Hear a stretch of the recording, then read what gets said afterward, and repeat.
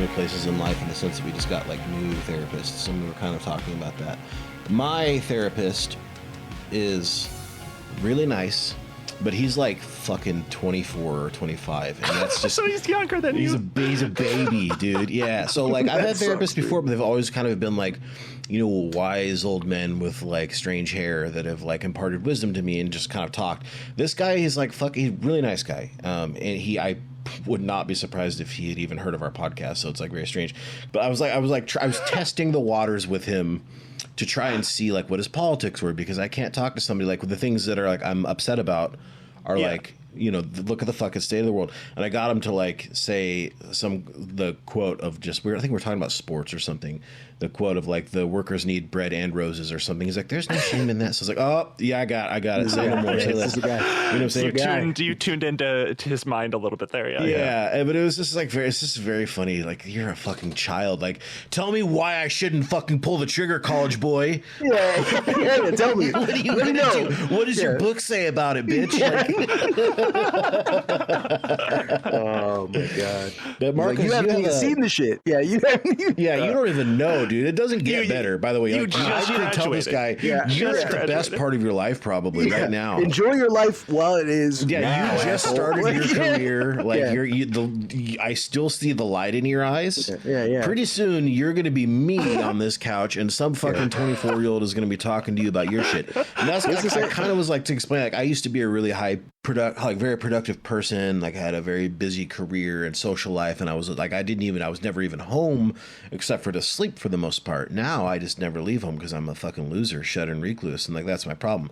And just halfway through the session, I had to stop myself. Like, this is gonna happen to you, you 24-year-old boy. Like, now start thinking about the good times because you're in them. Savor that shit because you're in them. Dude. It don't get better from here. Whenever I see people who are like 21 on like social media be like, is it too late to like go to college or do this or that? And it's like, you are literally 21. Yeah. Like you are like literally barely like a human being. Like, you're fresh out of the womb of like the part of your life where you get to be a human being. You're just in. Well, you're just getting in it. I don't think you become an actual person until you're 38. I think you're like a feral animal until you become 30. Until you turn 38. How old are you? 38? I'm 34. I'm not even there yet. Yeah, I'm still feral. Look at me. Look at how I'm living. He's still breaking out of the egg right now. Yeah, I definitely feel feral sometimes. Some of the things I do, I'm like, okay, what am I up to right now? What the fuck am I doing? The other day, I fried an egg on my engine while I was working on it in tinfoil. And then I ate it for lunch. Yeah, I ate it for lunch. Dude. I've always wanted to do that. It tasted like shit. It was awful. I'm like, this tastes like fumes. It tastes like gas. Oh, well, that sucks. It's on TV. awful. I was like, damn, that's badass, dude. I was like, I'm fixing my car. I have to leave it running for the next 20 minutes. I might as well cook an egg on it. Fuck it. What are you going to do? And I did. I was like, oh, this is fucking terrible. There's like leaves and shit in here. Like this. Engine egg? Well, yeah. I guess you got to bring the pan out too. You can't do it directly. No, I didn't. I used tinfoil. I used tinfoil for my sandwich. Yeah. You got like so many carcinogens in there too. Oh yeah, for sure. That was like 10 cigarettes. Yeah, it was awesome. Marcus is going to come back to the next episode with like Spider-Man powers. What's up? I've been really doing well, guys. Like, even worse than RFK voice. Yeah. You got a new therapist too. You were saying. Yeah? I also got a new therapist, and I don't think it's legally therapy. I don't think. So she might get mad at me for saying that. What do you mean it's not legally therapy? Did you just like talk to someone on the street and they're like, this is my practice? Yeah, I met someone at the bus stop and they were just like, yo, what's up? No, so I have Discord. My Discord, and I have a lot of people in my Discord, and every now and then I'm shocked by it. Every now and then someone will post in the Discord and we'll talk about something. I'm like, yeah, I'm a stupid mailman. I'm like, oh, that's crazy. Like, I work at NASA. I'm like, what the fuck are you doing listening to my stupid podcast, dude?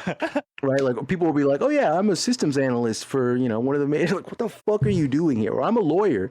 I think there's a girl and she's like an actual geologist, and like she is doing incredible things in the state of New Mexico, or like literally saving their lives and shit as a geologist. It's and like, always astounding. I recently met getting lunch. I was getting lunch recently, and I was walking with my lunch to find a table, and someone like stares at me and is like, "I am currently listening to your podcast as I just recognized you. Hello." And I'm like, "That is fucking weird. That's awesome." Crazy, but hi. crazy. Hey, and I was like, "What do you do?" And we were just talking briefly, and she was like, I do like, I think it was like back end computer science, like some computer shit for like the CTA in Chicago." And I'm like, that is like fucking awesome. Like, that's really fucking cool. Like, that's like actual real work, like improving people's lives every fucking day. So I know what you mean. It's like, like people that are doing real shit are like listening to these shows. Yeah. So I met this woman. She was like, "Hey, I used to be a child psychiatrist back when I lived in the States. I was like certified." She goes, I've been out of practice for a very long time. She goes, "But I think that you might suffer from a pretty bad case of like CPTSD. And I would love," and she's like, "Well, actually, I know that because I listened to your podcast, and there are things that you say, there are things that you say on the podcast that make me feel like I'm having a CPTSD flashback. So so I know that you've been and seen some shit.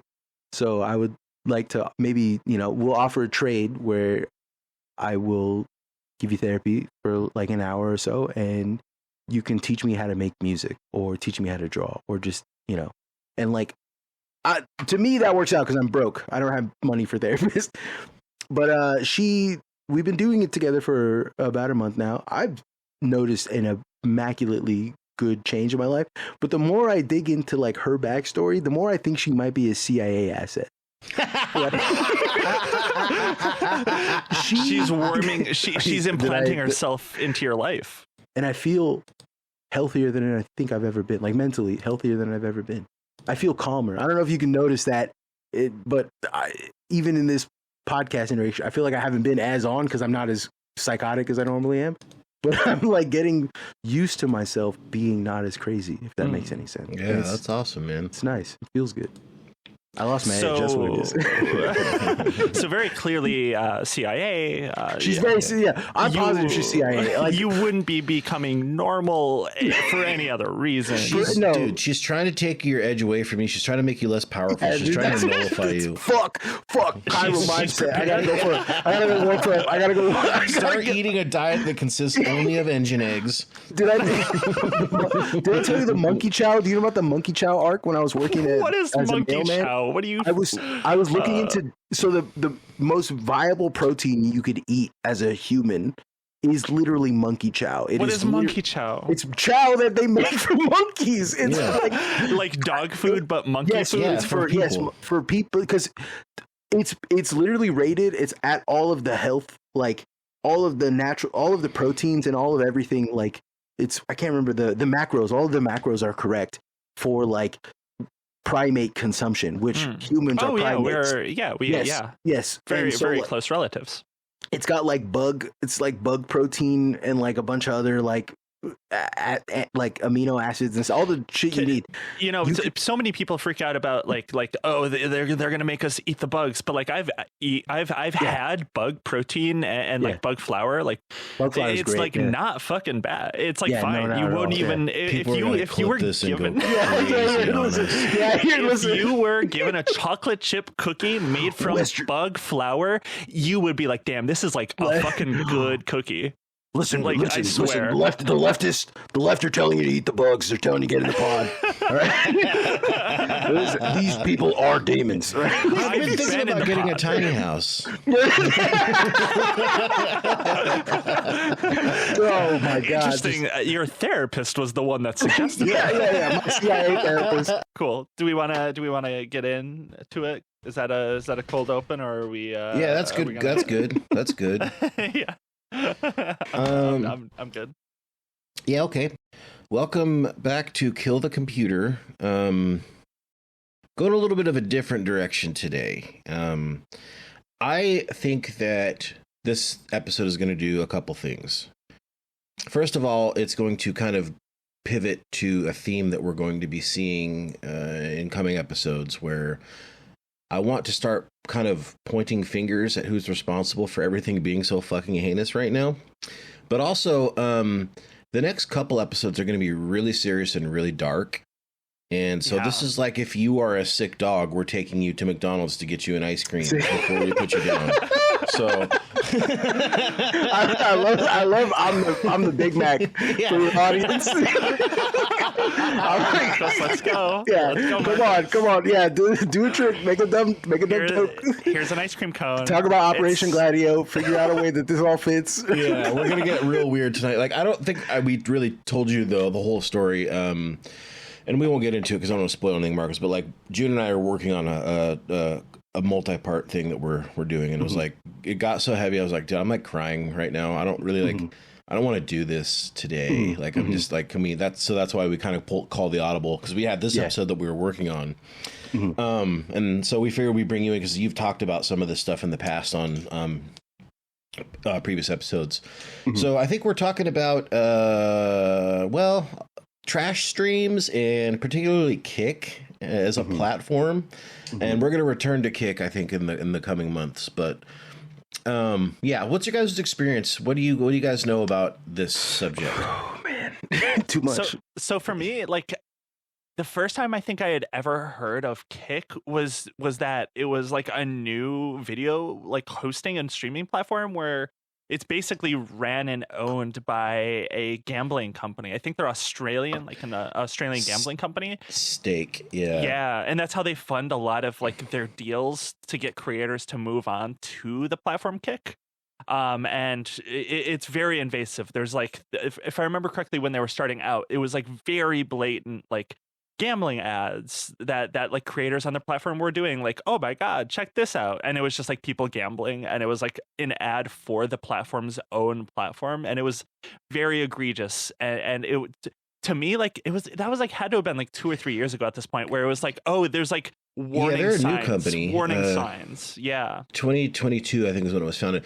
I don't know anything about Stake, actually, believe it or not. What is it? Just sports betting, or just is it kind of like everything? It's kind of like, do you know about Polymarket? Yeah, we do. Oh, we just did an episode on it. Okay, yeah. So it's like Polymarket, but it's a little bit not as degenerate, if that makes any sense. Like, they're still degenerate, but like it's Polymarket with a condom on.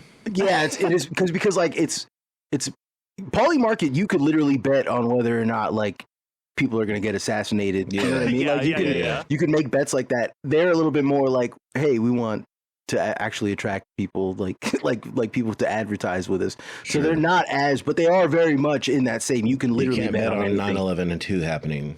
No, but you can get on the odds of it causing mesothelioma. You know what I'm saying? Like that's that's what that's closer to what they're doing. I love the gambling ecosystem so much. I do love that there's like a PC version of the gambling, like this kind of awful website, and it's still bad. This actually kind of like, okay, I only know about gambling websites and stuff. Like, I know a lot about them. I don't gamble. I don't gamble for one reason and one reason only. And that is because if I did, I'm the only person that could ever gamble and somehow like end up owing more money than I came in. You know what I'm saying? Like losing my house to it. And I just signed up for it. Like, I have no luck. I have the worst luck of all time. You know See, the thing is a lot of people go through that. That's why there's like so much like gambling. I'm well aware of it. I'm already aware that I'm going to lose. And I'm not the kind of guy that is into something where I know I'm going to lose. Yeah. I can't take an L without socking something. So like, I can't, it's bad. It's bad. I'm a rage. Yeah, a guy that feels rage in a very intense way. I can't. You do not want me on the online poker space because I will figure out a way to email you a punch. Right? Like, I can't do it. So I've never. But when the podcast was starting to finally see a little bit of success, I was getting approached by, or like my podcast at the time, The Ain't Shit Show, was starting to get a little success. I was getting approached by literally gambling websites being like, hey, you guys talk about farts and boners and racism and all that cool stuff. We would love to advertise with you. And I would always kind of be like, the thing is that the people that I'm doing this for, I'm broke and they're broke. You're not, you know what I'm saying? I'm not going to put them in a position where they're more broke. I kind of think that's the only time it's ever actually ethical to have that kind of advertisement on a podcast, right? Because like you're stealing money from them basically. Yeah, but ethically, I was just like, I can't do it because I'm also broke. Like it would feel mad disingenuous. I make a podcast for people who work at the gas station overnight, for people who sit and talk to people at the bus stop. That's what my podcast is for. That's what it's, you know what I mean? And like gambling is like the most predatory type of like addiction out there. Yes, and like I'm aware of that, so it's like I wouldn't put people onto that purely, like it was a purely ethical for me. But I did deep dive into these guys because the money looked good enough, and I wanted to know, hey, where does a lot of this stuff come from? It turns out a lot of it comes from like the Seychelles, like these, like they're like these shell corporations. Remember I said, like, we're going to get it to Gladio somehow? Welcome back. Welcome to the real one. It only took 10 minutes this time. Wow. That's usually like 20 minutes. Yeah. But all these shell corporations, all these like hidden layer monies, like their whole thing is that like they start out illicitly in the sense of like these gambling spaces and casinos are gray market. Even stake is gray market. It is not 100% on board. Their odds are not like a casino's odds, which look, casinos' odds are also terrible. You go to a casino in like, Vegas, but they still have some kind of regulatory governing body. Sure, like it's mad corrupt from the door down, like, but that's the way it is. But like with these internet companies, it's even worse. Their odds are, you are guaranteed to lose. But you know what I'm saying? Like it is literally like, the house doesn't always win. The house takes your house. It's that it's that egregious. So like I never got into it, but I did fall deeply into like I've been on, before it was Kick, like before Kick streams, early YouTube streams and IRL streams is where the IP2 network is in particular, where I had an interest in that because it is some of the most horrific content you can watch. When you say IP2, you're talking about Ice Poseidon, Ice right? Poseidon, yeah. IP2, the IP2 network is something. Ice Poseidon had his own. They were all like YouTube. Some of them were Twitch, but not a lot of them stayed on Twitch because of the way that they were IRL streaming. Twitch is a little bit more. They actually a little bit more responsible, which and to give credit to Twitch, an Amazon company, the reason that Kick sort of took off is because Twitch started to regulate these gambling streams pretty heavily. They were banning a lot of creators in like the 2022, 2023s for a lot of this like really explicitly awful gambling like scams and content that were kind of popping off on that platform. That's where Kick came from. Something else that kind of caused this is sports in general. There's a whole small community of like literal pirates, but the reason why you watch them wasn't to watch the game, it was to watch the reactions on the bets that they placed, because they placed bets on them. And so I would watch these guys bet like stupid money. They would and bet then stupid money on and then and it would be fun to watch. And like in all honesty, as much as I hate to say it, I didn't even care who was playing. I didn't care the sport. You just want to see the guy lose his mind if he loses, right? Or like the joy of like everything's different now. Like, oh my God, like my whole life just got fixed overnight. Everything's paid. And then the next, like by the next week, they'd be like, yeah, I put it all back on the Cubs. We're going all, like, no, dude, you're about to lose everything again. Yeah, not the Cubs, dog. Come on, dude. Come on, man. Yeah, come on, dude. The Mets, you're putting it back on the Mets. Like, what are you doing, dude? Going for gold. Yeah. So like you would watch guys. And I watched that. Like I watched it, but like from watching that, I've also found there's a bunch of like, I got into them through the Ice Poseidon, the IP2 network and stuff. So there's always been like this content online. This content online has been, Kick was the first, I think, to like streamline it. You know what I'm saying? And explicitly be like, we welcome it. We want you on this platform. If you are no longer on any of the other platforms for being banned or targeted by the hosts of the platforms themselves, this is your domain. This is your place. I guess I would like say, because you're completely right on, June, like that. When I was looking at all the different platforms and stuff, like, YouTube was the first one, and there's Twitch, and they had kind of a different theme that they were going for. But you look at Kick versus like Rumble, and Rumble is like overtly conservative. It is ideologically driven to be right wing. Yeah. Kick, I don't know if I'd say it's worse. It's just horrifying in a different way because like Kick is like complete and total nihilism and ends up bad just through that nihilism. You know what I mean? Yeah. When I first found out about Kick and I started watching Kick, I would watch it literally late at night because that's who would you watch? I don't remember. I would just here's what I would type in. Here's what I would type in. Here's what I would type in, which was I would type in IRL long stream crime stream. Oh, so you were in the shit. You were okay. I watched a guy break into people's houses and hide in their houses. Oh my god! For like 2 months before his ass got fucking busted for doing that. That's the most Marcos shit I've ever heard. I remember just being shocked. Crime streams. Yeah, I remember just being shocked. That I was like, this can't be. This has to be made up. Yeah. And like I think maybe like 4 or 5 months later, I watched a video on YouTube. Atozi was like, this guy was in the stream, like breaking into people's houses, and I'm like, "Oh my god, that was real." I thought this guy was doing a fucking bit. Yeah, this wow, guy the production value on this is crazy. Yeah, but there's like videos of that guy breaking into people's houses and like hearing people talk in the other room, and he's just like, "Oh my fucking god!" You know what I'm saying? That's like horrifying. Yeah, literally. Oh my god! I watched that. I watched people like doing drag racing. I watched a guy. I'm pretty sure he was alive because I saw him the next time. But like he was surfing on top of a drag racing car. Like he tied himself with those winch belts, you know, and like it just was. They were going like 100, and he was standing on top of the car, like in a seatbelt. Kind of, I don't know how to explain that. Jesus Christ! I've seen there was a guy in Russia that like he would depending on how much money they gave him.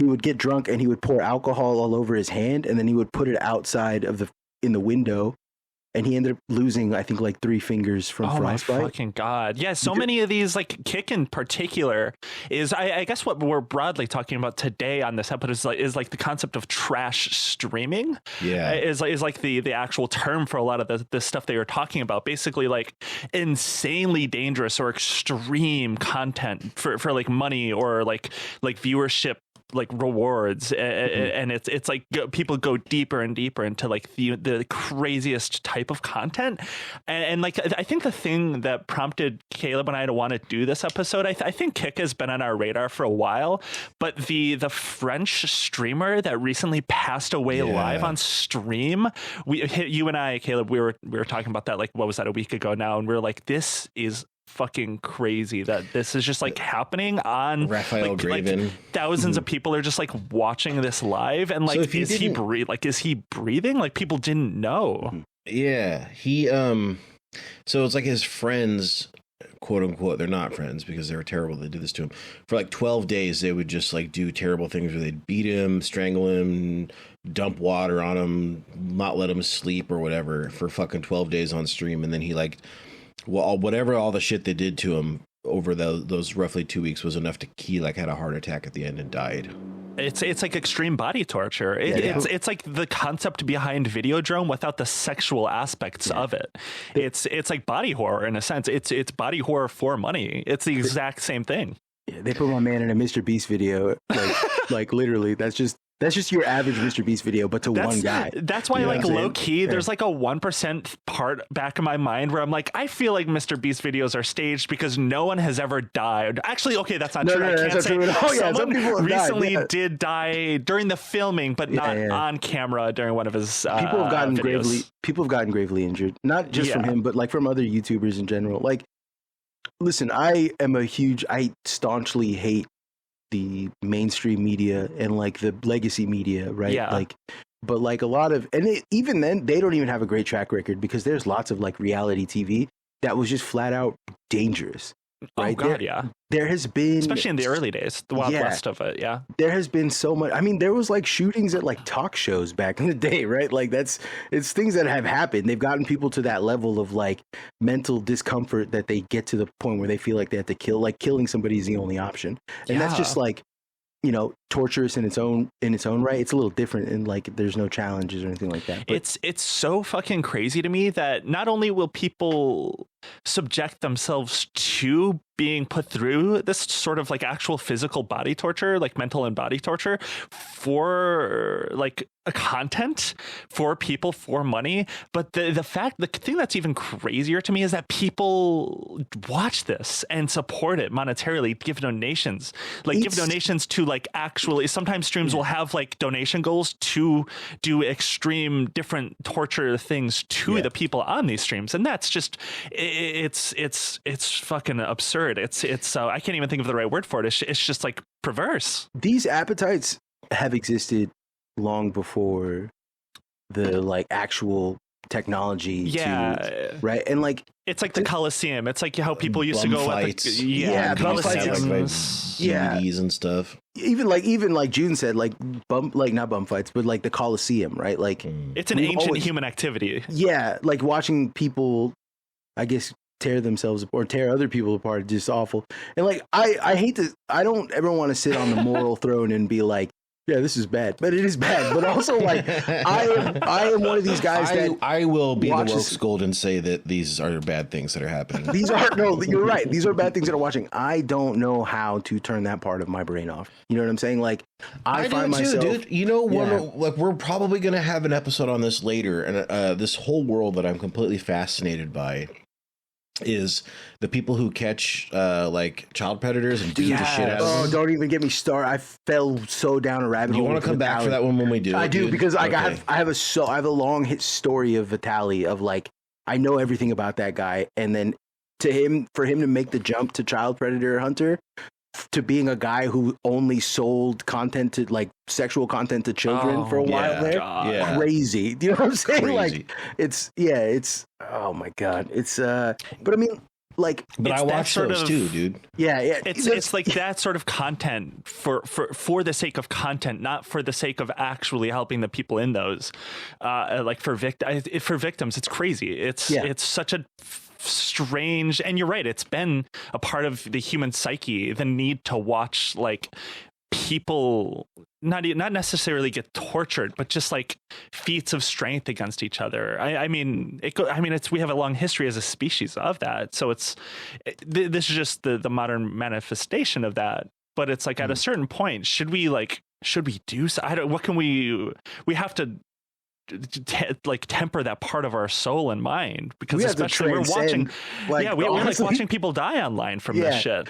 It's only been getting worse in a larger sense. Like I wanted to kind of talk about, for me, the thing that really, the like event that really kind of spelled the beginning of the end for me, where I started kind of noticing like a ground zero style situation where one event happened and it fucking changed the way and it kind of blew up this culture in a larger sense. Right now, we're going through a second version of it with, I can't remember the French guy's name who passed away, but Raphael Graven. Yeah, Raphael Graven. He is kind of, there's more scrutiny now under it, right? Mm-hmm.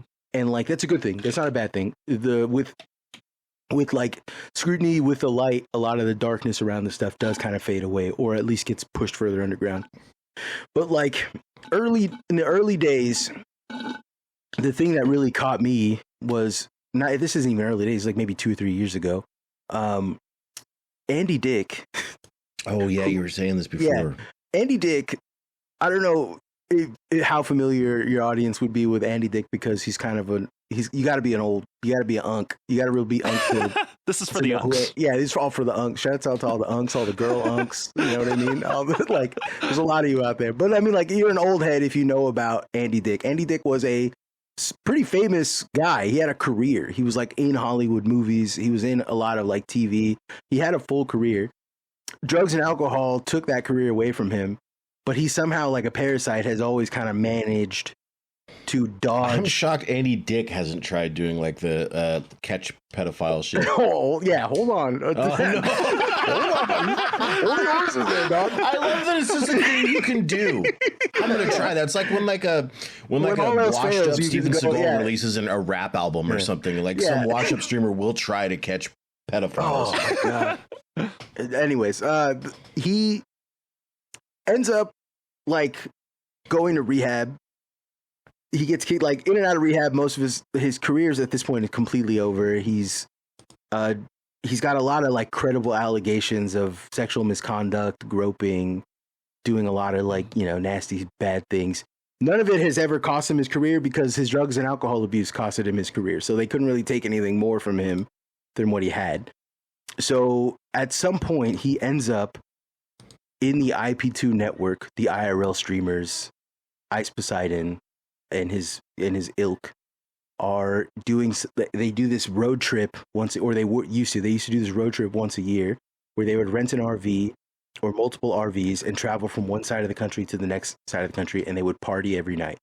Watching those streams, I don't recommend you do that. They're all archived. You can watch all of them, but they are serious psychic brain damage. You watch people drink themselves to death. There's a guy, he's another rabbit hole. His name is Only Use Me Blade. He's not a good guy. Oh my god, I remember that dude. That was a Call of Duty streamer at one point. Yeah, like, Only Use Me Blade. Two fucking decades ago. Jesus Christ. Yes, I don't like that I remember that some of these people used to be in like different spaces. Like Keemstar, he was a gaming content channel for a while. Jesus Christ. He's still kind of involved in this, but not really. But like, yeah, Only Use Me Blade has been slowly drinking himself to death on stream. In the worst, I mean, like, you're watching a man piss himself and cry. It's awful. It's awful to watch. It's honestly not funny. It goes, and like, while this is happening, people are sending him like text to speeches telling him to kill himself and stuff. It's legitimately deeply fucking dark and awful, and I don't recommend anyone watches it. Right? It makes me genuinely so sad that there is like an ecosystem of this content. Like, legitimately, it's bad. Anyways, Andy Dick, you already got a gasoline fire, and then you drop an atomic bomb of Andy Dick on there, right? Like that's what happened. Andy Dick gets involved. He's in the RV for like maybe 2 or 3 days, and then he makes it as far as Vegas, where he ends up with this guy named Wappy Flanker, who is kind of a DJ guy. He makes music. He's kind of, I don't know. He's kind of a non-person. He's like a new guy. He doesn't really have a lot of, anyways, he ends up staying with Andy Dick for 5 days, or maybe 2 weeks actually. It felt like, honestly, it could have been a month. It could have been 2 years. It could have been 3 days. It's so, the way that it happened was just crazy. He ends up at this guy's house.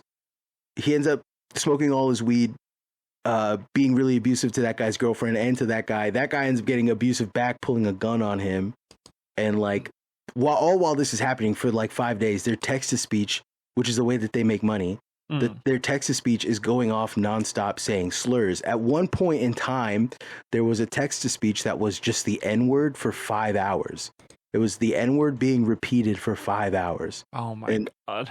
Yeah, literally, as I remember watching it, me and Shaggy were watching this like the way that people watch Super Bowl draft picks, you know what I'm saying? Where they're just like, we're just like, what's going to happen next? Like, oh, dude, they're looking good this year. You know what I mean? Like, this is weird. Shaggy, we're watching this. Like, what the fuck is happening? Like, this is crazy. Like, we were addicted. We were watching it. And as we watched it unfold, a whole cast of new characters were like, every day was getting updated. For me, it was like an eye-opening event, seeing a smorgasbord of types of guys I had never seen before. Like, I fell down the Elisa Jordana rabbit hole. I don't know if you know who she is. She got famous a few years ago. She met her streamer who's like some like lesser Saudi royal guy, I think. And she beat the fuck out of him on stream. She punched him in the face while she was driving. She beat him while they were driving. But she ended up getting arrested for that. Elisa Jordana had a show called Kermit and Friends, which was a show where she had a puppet of Kermit the Frog, and it was a show about having strong Christian values, but it was not that at all.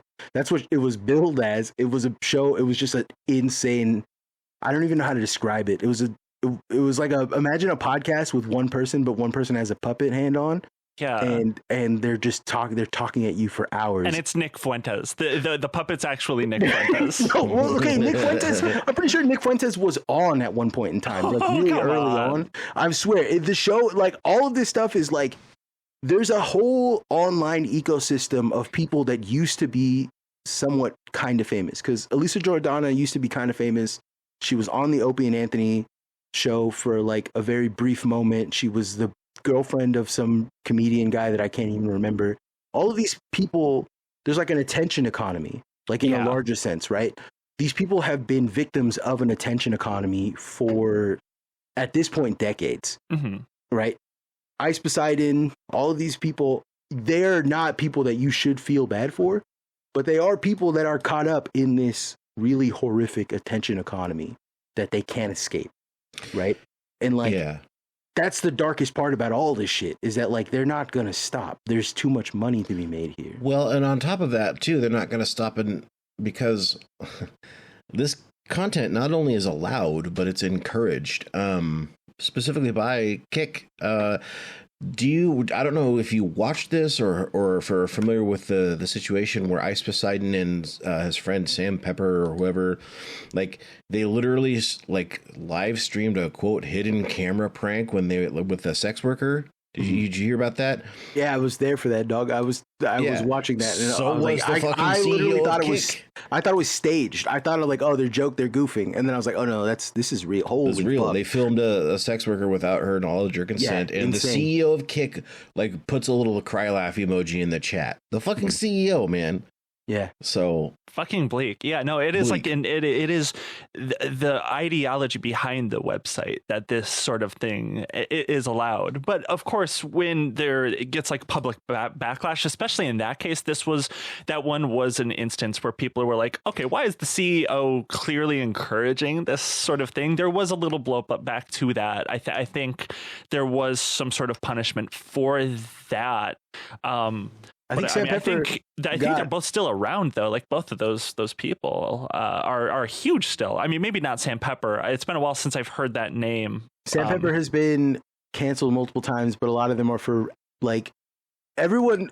He in his mind thinks that he's being canceled because they were mad at him for like doing that prank on my friend where he pretended to put the gun to his head. That was him, right? Yeah, yes, I remember that. That was like in 2016 or something like that. For me and maybe for the people at home who might not know. Yeah, so he thought it'd be a fun little goof to kidnap his friend, his like best friend, tie him up, blindfold him, bring him this guy. Bring him to the rooftop, and then have someone put a gun to his own head and be like, "I'm gonna kill your best friend."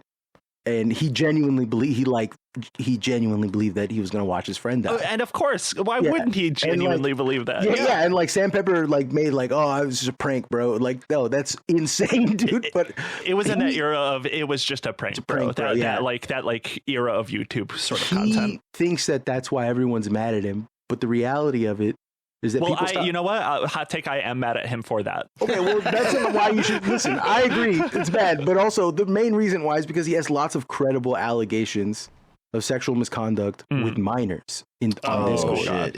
So he's at home at Kick. Yeah, he's right at home.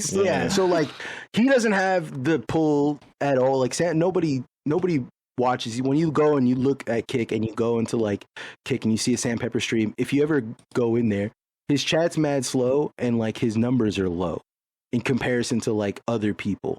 Do you get what I'm saying? Ice Poseidon has kind of built a hell for himself. Ice Poseidon is probably going to be relevant for a very long time because he's built this like hell that is like he has an audience that hates him, and myself included, right, that watches him purely just because I want to see how bad it gets. And he's like the kind of first of that kind of streamer too. He was like kind of ground zero for a lot of what we see in the IRL world these days. He's the leader in that world. So he'll always have that reputation. Darkside Phil is the first guy to do that, but this guy's worse. You know what I'm saying? Yeah, this is like he's the Diet Coke of evil, I guess. And going off it's of so funny to me that like these are people Darkside Phil sounds vaguely familiar to me. You know Darkside Phil, dude. He's the worst guy to play video games of all time. Watching him play video games is infuriating. I kind of love that about him though.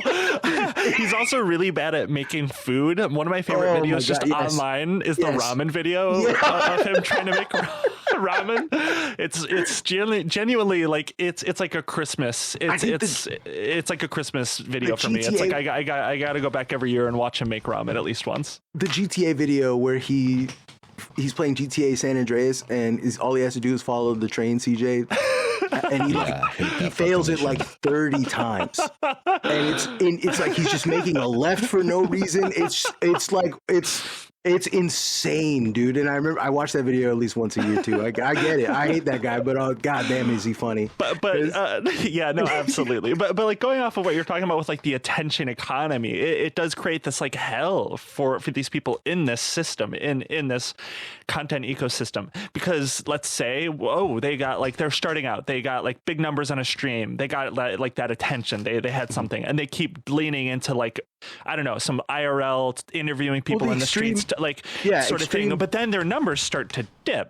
And then they're like, okay, I have to like escalate. I have to go further. I can't just like talk to people in the streets. I have to like goad them into maybe punching me. And then they go out in the streets and then they get punched and then they get knocked out on the sidewalk. And then, of course, that's going to get huge numbers. People on Twitter, all these different places are going to talk about it. Yeah, clipped, get clipped. And that's Johnny like, Somali that's a gold mine for those type of people. Johnny Somali is the rational outcome of all of these guys, right? Johnny Somali, Vitaly doing time in a Filipino prison. There's a few other people that are like doing time for what they're doing. All of this stuff eventually ends with one of them in prison for breaking a law that is crazy. I can't remember. His name was like Ice Cold Killer or Ice Cold Hitter. I can't remember his name, but he's the guy who walked in. He was a TikTok guy. He walked into a Jack in the Box with a bag full of ice and dumped it in the fryer. And then no! Yeah, and walked away, and like people were like, "What?" Like the workers were there, like, "What the fuck?" And like they could have really got harmed. And he just recently, I think he's doing like 10 years for a string, because that wasn't even the worst one. He sprayed Raid on a bunch of vegetables at Walmart. He just walked by, sprayed a bunch of Raid, and then left. Right. And like just doing, like actual doing. And he was blowing up for that. Like people were watching his videos. He was part of the discourse for a little bit. There is now. And like, I don't want to just single out like Twitch or not Twitch, YouTube. And like, there was that guy also too. If you, I didn't, sorry to cut you off, but like, the prank streamer, I can't remember his name, but he like harassed that guy outside of the movie theater in the mall, and the guy and they shot him. Yeah, the guy fucking shot him in his gut. I saw that. He got acquitted for that. I was googling that when you're talking about it. I think the only charge they had was that he discharged a gun, which is a misdemeanor. Discharging a gun in a place you shouldn't do it. I think that's the only charge he caught for that, which was like nothing. But regardless, no, like I don't want to just single out Kick. I want to kind of talk about, like, in a larger sense, the internet, because even Twitter, even Twitter, it incentivizes. The internet has changed fundamentally. It used to be, this isn't just me being old man yelling at cloud. This is like, there's a shift has happened. Yeah. Right? It with capitalization, with the monetization, with the infusion of money. The shift from what the internet used to be, which was not only just that, but social capital as well. Yes, yeah. What that does to someone's mind when they gain it really quickly, especially. Social capital is no longer different from capital. It's the same, right? You can take. I mean, like, what is it? Shouts out to Stav, but he's a famous actor now, and he started out as a guy calling his friends gay on Cumtown. You know what I mean? Like Adam is an actual journalist now. People there is like a real thing from being online. You can actually get somewhere. There is that mobility. Yeah. You can convert attention. You can convert attention into dollars, and then you can convert that dollars into not only just more attention, but into like, growth, like actual some kind of career path, right? Mm-hmm. The problem is that the evil call of money can stymie the way that you get attention, and you can get stuck in the cycle where you're just getting destroyed by when it starts like the FouseyTube is another guy, right? FouseyTube is another one that I really feel he's a bad guy. Like he's a bad person. Yeah. In general, he's done a lot of horrible, shitty things, but also there's something really sad about it all because he kind of rationales himself as like, I have no other choice. This is what my audience demands of me. Mm-hmm. Do you know what I'm saying? And like they're a prisoner of their own audience. Yeah, they're a lol cow for their own audience. Yeah, essentially. Yeah. These attention economies, and they just are. They spin out into worse and worse. But like Twitter, especially, Twitter feeds on making things adversarial, making it us versus them, making it I don't like this movie. So Elon Musk prides himself. He called it like the PvP social media site. That fucking sicko. Which people have said as a joke before he said that, but it's like, oh, you own this platform, and you're like proudly saying, yeah, like people want to kill each other on this platform just by talking to each other. That's another one of Elon's tweets that will end up in a court transcription. Yes, it will. Absolutely, it will. And like I've been thinking a lot about that recently, Marcos, just how the internet has changed, not just like the functions behind it and just not how much it's grown. I mean, that goes kind of hand in hand with like how algorithmic content is fed to us on like timelines and feeds and whatnot, but like it has changed something. And not just that, like I feel like something happened during like the COVID pandemic. It like isolated a lot of people, it alienated a lot of people during that time, and like there has been like this shift in how people are online. Like I don't know, I feel like the average experience on Twitter is and not even just Twitter, just more broadly the internet, is like you put something out there, there will be people you just have never seen before, multiple people hating on it, which is like fine. Which is like fine, you know, like I can take that personally. Like if it's directed towards me, I can take it, whatever. That's not the big deal. But there is like an escalation in how people talk to each other. It's not just like hating on something, it's like sociopathy at this point. It's that remember the tweet, oh, so you hate pancakes? Remember the like, oh, so you hate the waffles? Yeah. The 2025 version of that is like, I only like pancakes. And then someone responding like, hey, listen, as a waffle enjoyer, I'm going to kill you and your entire family. That's where we are now. And like, what happened? You know what I'm saying? Like, well, I know what happened. Like, I think I have a thought is just like, we talk about the concept of like consumption as identity a lot on this show. And when somebody critiques the thing that you consume, that is de facto an attack on your identity at that point, right? So people do get really personal and really vicious extremely quickly. Yeah, because especially these days with like the shift to online communities, which have been a blessing in some ways, like online community, like it has led a lot of people to like make and meet new friends in ways that you would never have done before. But like the like other side of that is that people are less like, or sorry, rather cut that. I'm going to say this instead. People are more alienated from each other in their personal lives with like actual human beings. So many people are replacing human like relationships from the like each other in real life with adversarial relationships with a lot more people than you would ever meet in your entire life, like 2 decades ago online. And that like I feel like there's no psychology behind me saying this is just like just I've been thinking a lot about this. I feel like it has actually genuinely altered humanity's brain chemistry, the way that we perceive human interaction, to always be like 1 foot off balance, like just waiting to like shift and like dodge someone being like adversarial with you. Everyone's just sort of on edge all the time, and that just cannot be healthy. I have complex feelings about all this. Yeah. Mostly, I think that online communities are good. Yeah, right? Same. I know this because I started one. The homie community, they're deep. I love them. I love everyone in this little tiny community. They're small.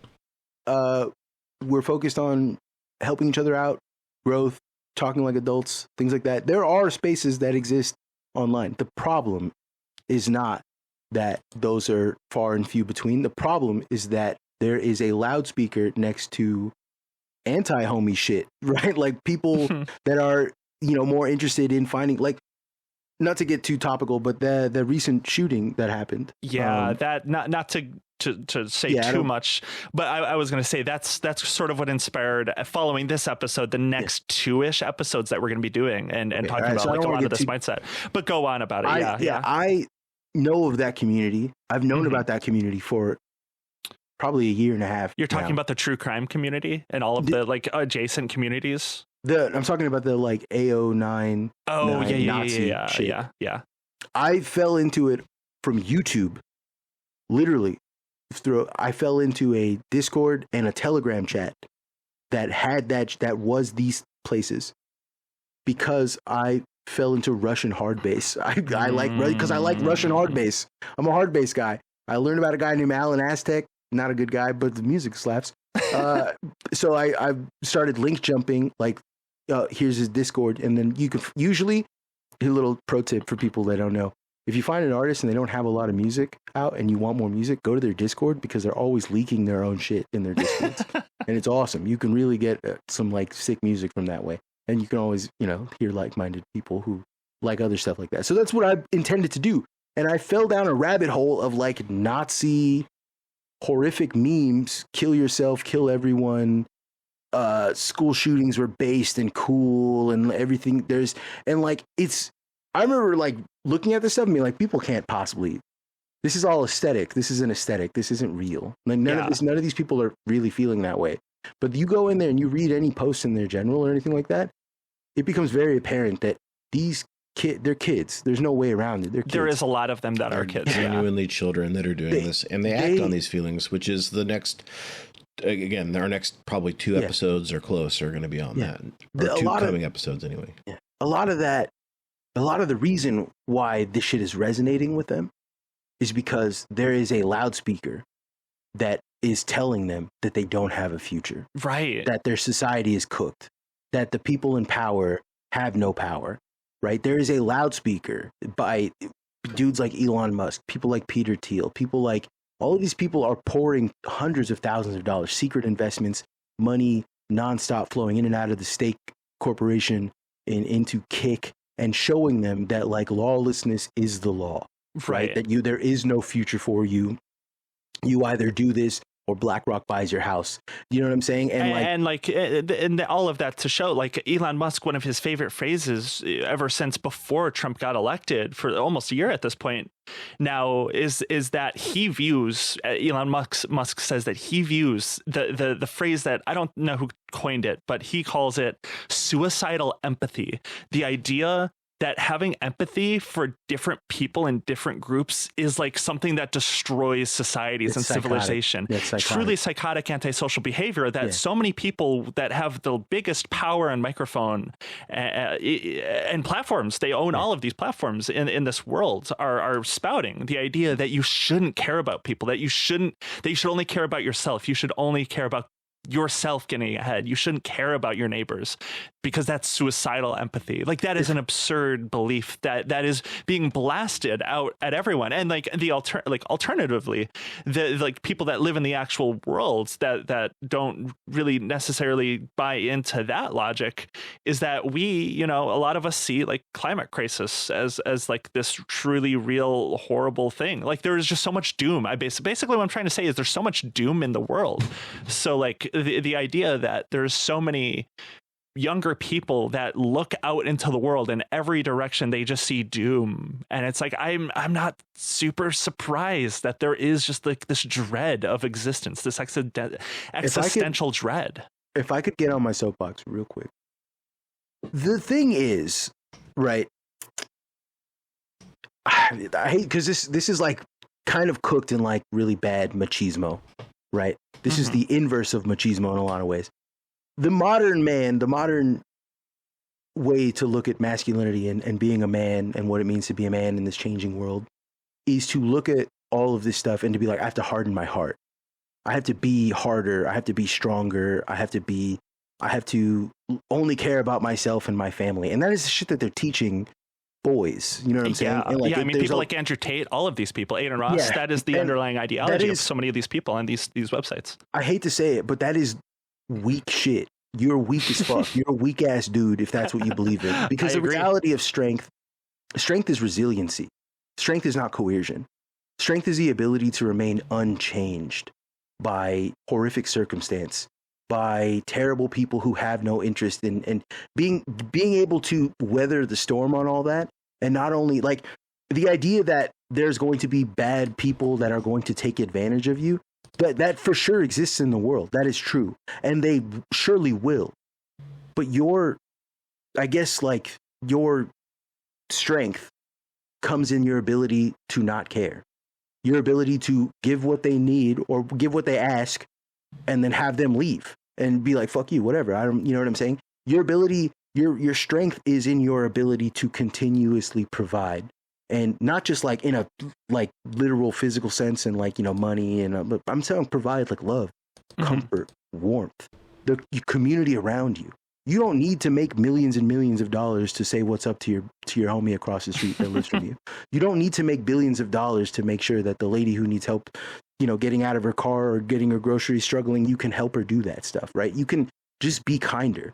You can make the conscious decision to be a kinder person. And in doing so, you are infinitely stronger than the Andrew Tates and the Aiden Rosses and all of these fucking, you know, alpha chud guys trying to convince you that the real strength is working out every day. You should also work out every day. But also, like, you should also, like, work out. The real muscle that you work out here is kindness, because that shit is also like a muscle. It is something that you need to learn to use reflexively. It does not come easy. It does not come naturally to be kind to people, especially to be kind to people that don't like you. To kind to people that dislike you. And in some ways, you have to be aware that there's a level of kindness that you can give to people that don't like you. And then there's a level of kindness that you can't show to people that want to see you dead. And when these people want to see you dead, you don't have to be civil, right? But you can be uncivil without being unkind. Do you know what I'm saying? You can just be like, nah, you can eat a dick, pal. And it have nothing to do with them on a interpersonal level.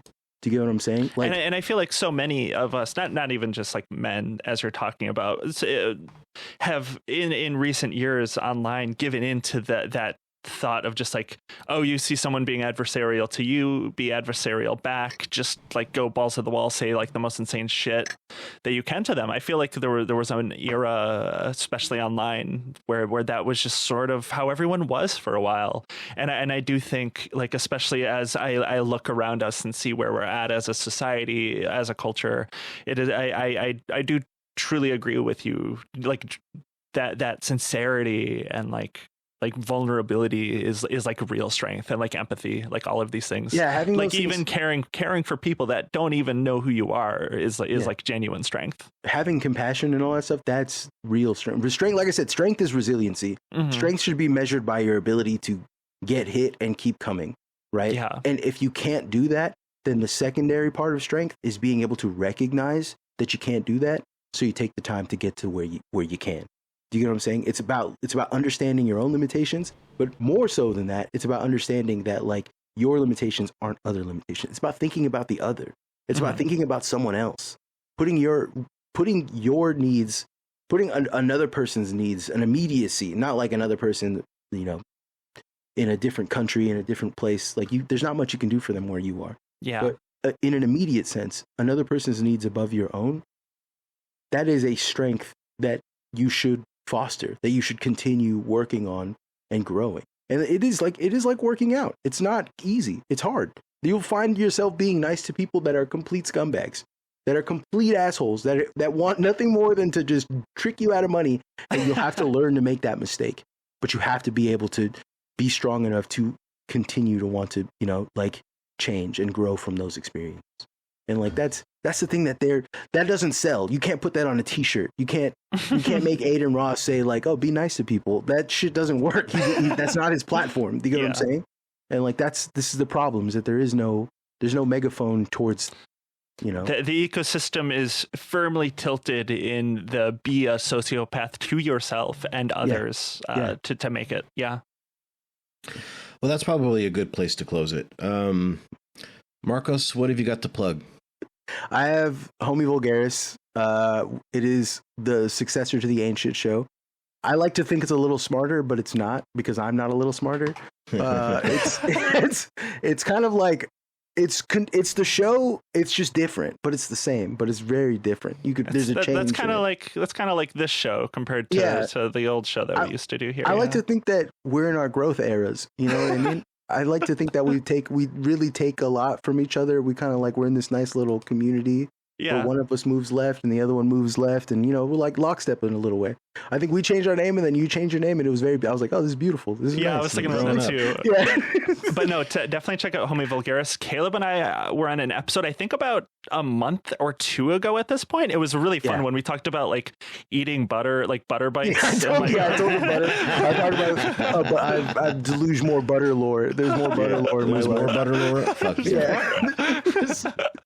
A long list of butter related incidences in my life. Very formative for you. There's the butter eras. Yeah, and we do again have the Carl mindset that's coming. Sorry guys. Marcus and I are working on it. Listen, do not let happens. Caleb take the blame on this. This is entirely me. Listen, I'm going to be real. I have stopped being a mailman. I have started going back to school. I started a new job. I've been too busy living life. It's on me. That's totally fine, man. Yeah, I haven't had the opportunity to sit down and all good changes, Caleb, by the way. Yeah, so that's good for you, man. Yeah, I haven't had the chance to make Caleb crazy yet. That's entirely on me. I haven't had a chance. Yeah. But it's our Chinese democracy. Yeah, 20 years. We finally fucking release it. Yeah. So that's coming.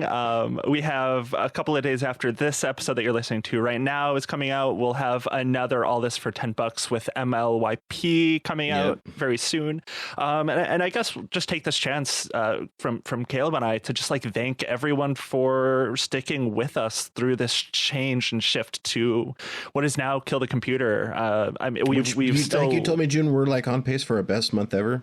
Yeah, we are, and we're like so thankful for everyone that stuck around, given this new show a chance, and so like being so supportive and like saying such kind words about this new show, this new era that we're in.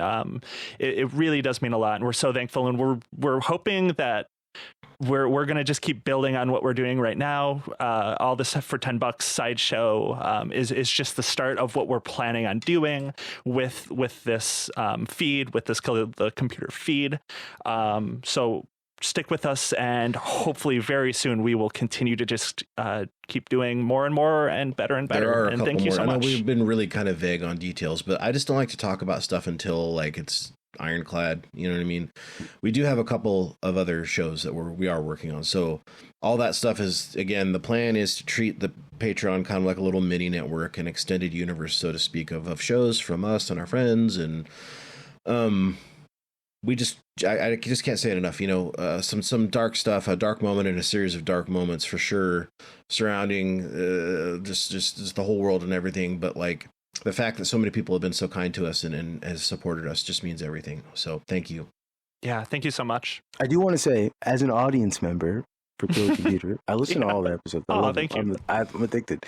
I want to say that since the name change, since the change up, the show has gotten so good. Like it's unmissable for me. It's like it's in the rotation. It's like necessary that I listen to it. I really enjoy it. So like, it's not like the two of you stumbled into this.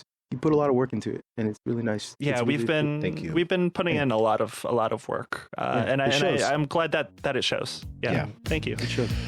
Okay, let's end the self-suck and then move on. This episode is a little bit about vulnerability, so we're allowed. Sorry, I had to do an irony bro moment. We'll see you next week. Thanks, guys. See ya.